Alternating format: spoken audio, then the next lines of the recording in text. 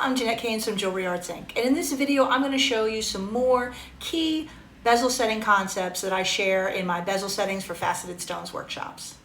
Okay, so I have some 26 gauge fine silver right here because I'm just going to dig around and do a little sample. I've got this nice chrysoberyl, which is lovely.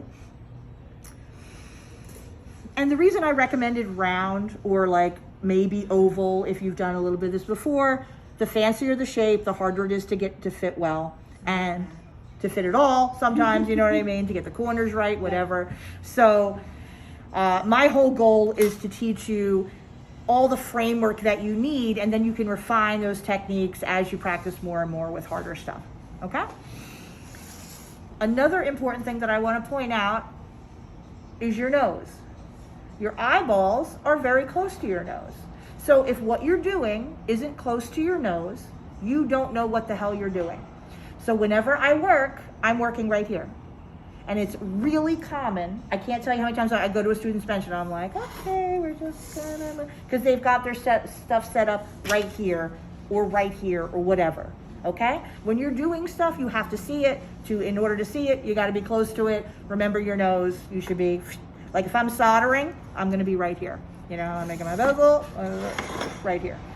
And that seems like a dumb thing, right? I guarantee you, I'm gonna come over to one of your spots and you're gonna have it over here. I'm gonna be like, but, you know what I mean? But what's happening there? I can't see it. Because a lot of jewelry making isn't jewelry making. Do you know what I'm saying? It's not so much a lot of times about the technique, although of course you're gonna learn the technique and we're gonna go over those things. It's all those little things that you need to do to make yourself comfortable and be able to see, you know, because, you know, the best hand control in the world is an amazing thing, but it's actually a lot easier just to lean against your bench.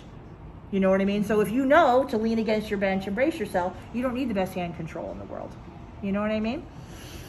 So when I'm gonna make a bezel, normally I take a tiny little piece of this sticky sprue wax, which we have all over the studio, but you're welcome to, because of course this little sucker is pointed on the bottom, right? So if I need to shape something around there, I need it to lay flat. So I just lay it on its flat, on the bench, right in front of me,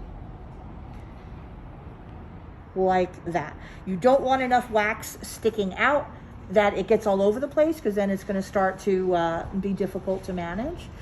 This will prevent you from spending as much time on the floor, because I'm sure, you know, if you're a jeweler, all you do is crawl around on the floor looking for the stuff that you've knocked off your bench. So this will cut down on that a little bit.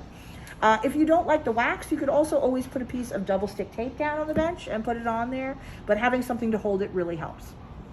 So the faceted side is up, right? Yeah. Okay.